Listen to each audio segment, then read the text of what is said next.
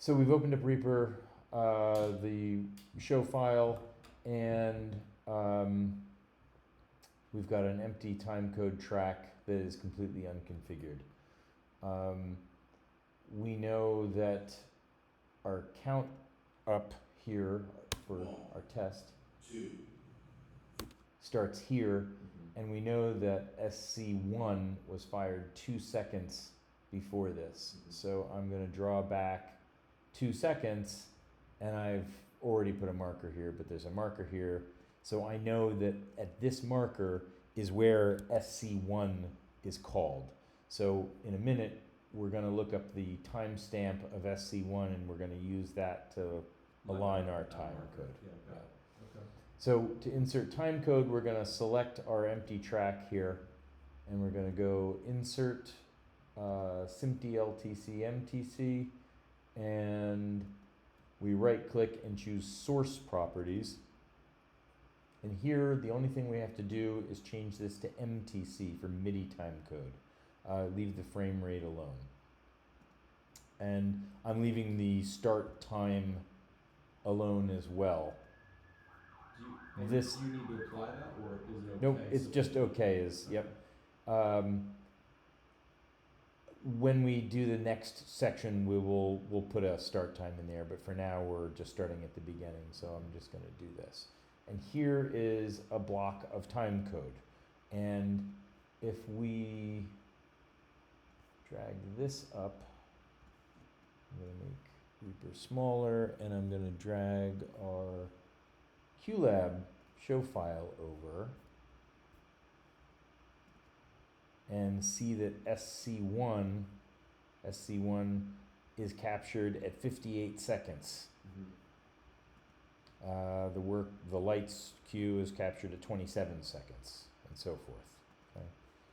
I'm going to put this over here, and I need to grab my time code. I've got the Reaper controls installed, so leaving focus on QLab for the minute, I'm going to hit the 9 key to start playing. 6. Oops. Except I'm going to use the 8 key to go back over our actual time code. And let's see what our time code is. Oh, we have no time code yet. It's not receiving because we didn't do one step. After I put my block in, I have to go into route, and I have to add a MIDI output because I have to send this as MIDI. So here I'm using the Apple IAC driver. Got it, okay. We've already assigned it for the input on the QLab side of things. We didn't tell it where to go from the route. Exactly. And this cue list here from my template file already has this. If you click the cue list and go to timecode, it is already set to listen to bus 1 MIDI, 30 frames.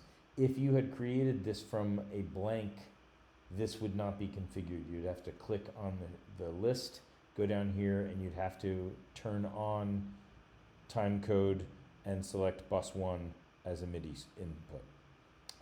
So because I load this up with the Reaper controls and this configured, this is already configured, so I don't have to do this. So the only thing we have to do is make sure that Reaper is sending out over the IAC bus, which we enabled in audio MIDI setup. So now if I press play, which is 9 here, I see that I'm at 3, 4, 5 seconds. So I'm way low. I need to click back here. I need to be up at 58 seconds. So I'm going to go back up to Reaper, and really 0 is way back around when we started recording. So I'm going to slide this up, and you can just draw it out, and it'll make as much time code as you draw here. So now I'm going to go back here, and to see my time code, I need to have QLab selected. If I'm in Reaper, the time code window disappears. So here I'm going to hit play. Now we're at 107, so I know we're late. I'm sliding that, but you can't see it move. Back here, 9:47. Is there no way to look at a specific part of that time code to see the stamp on No. in an area? So I'm going to pause at 58. There we go. there we go. I paused. It took a second to wind down. But 58 is right around here. Alright, so we'll slide it So forward. I'm just gonna put my cursor there. Uh-huh. And the thing is, you're not gonna see, you can't see the time code move because we don't see the end. You get close. But I'm dragging it right to my mark. Uh-huh. And if I were out here, I would see the ends move. But since we were zoomed in, we can't see the ends move. Now I'm gonna go back to QLab and do this. So it fired a touch late. Uh-huh. I'm gonna just drag this back. This is the super annoying part of this process.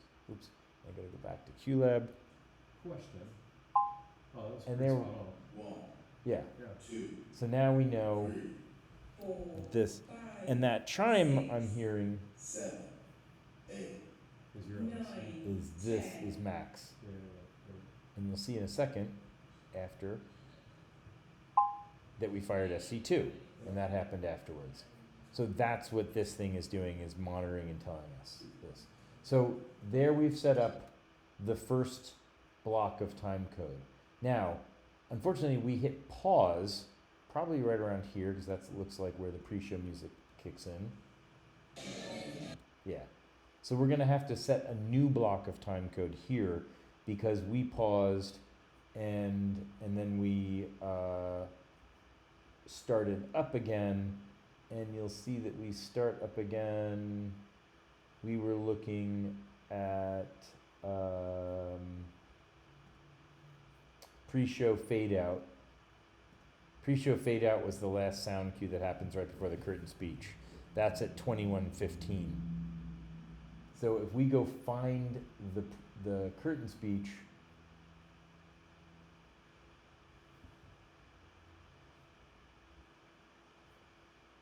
I think I marked this already, but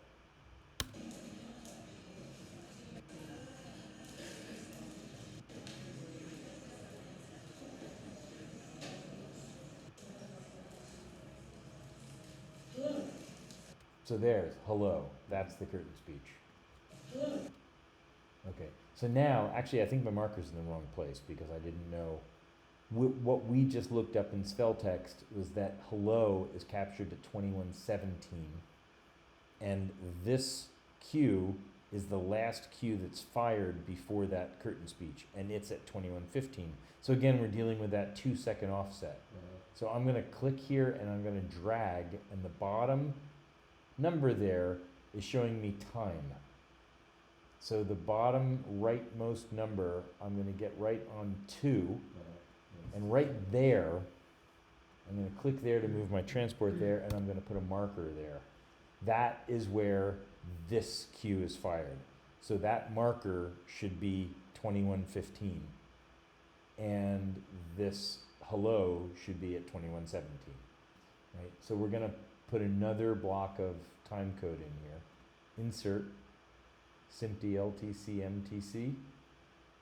We right click source properties. If you double click it, it takes you to item properties, which is something different.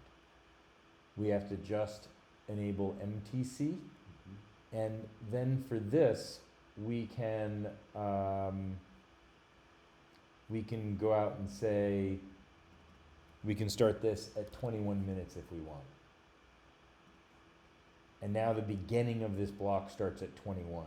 So right now it's at 21, sitting at 21:15, but we're gonna move it back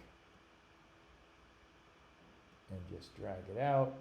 I'm gonna put the play head there, hit 9 for my Reaper controls, and that was 21:04. So we're zoomed in pretty far. So we gotta move this back farther. Question, as you drag the time code generator out, it gives you values? Does it tell you exactly where the end of that time code That's value telling is? you value its position in the Reaper project. Oh, It's no. not telling you anything about the time code. Oh, that's unfortunate. Yeah. That would be such an easy way to just drag it out. Unless there's something I've been missing, I have not found any easy way to see where the time code is. So there's 21:15. Yeah. Right there. Alright, So that I'm gonna, yeah, exactly. I'm just gonna take that, I'm gonna drag it. And what makes me able to do the smooth drag is I've turned magnetic snap off, or I've turned snap off. Yep. I'm gonna zoom in now, here, and I'm gonna go back to here and hit play. So it was a little early. It happened right around there. Bing. Oops, I gotta be on QLab. A little early still. Oh, but that hello. Oh no, of course the hello always works, right?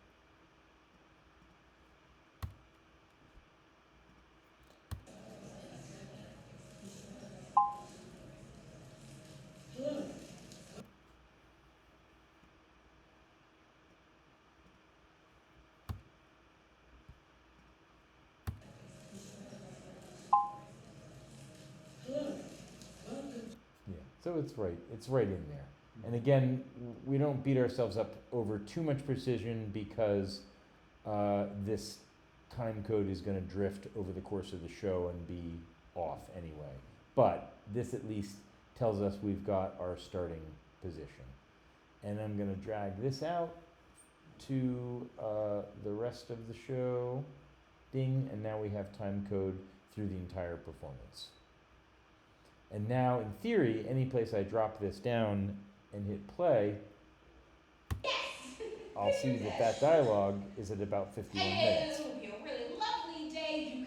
So I can use this later if I have a spot. I can use this to help locate a spot in the show very easily by the time code. And it's within a second or so. Yeah, You know, it's accurate-ish, but later it's not going to be right. Okay. And then I'm going to save my Ripple file, and now this file is ready to be used. It's ready to be used to trigger QLab, and it's ready to be used as a simulator to trigger the caption system if we want to do that. But for programming, this is useful just so that we can listen and hear text and do a reality check and say, oh yeah, this text cadence was like this, so we should break up this line, we should not break up this line, or we can concatenate these lines, all that kind of stuff. Yeah. And that's our basic setup here. So that we know, and basically we'll leave this on QLab and just use our 9 key to start and stop, and our 8 key to back up, and our 0 key to go forwards. The zoom level of the Reaper project determines how far that zoom moves, which is weird. So now that zoom takes us, I'm not on QLab.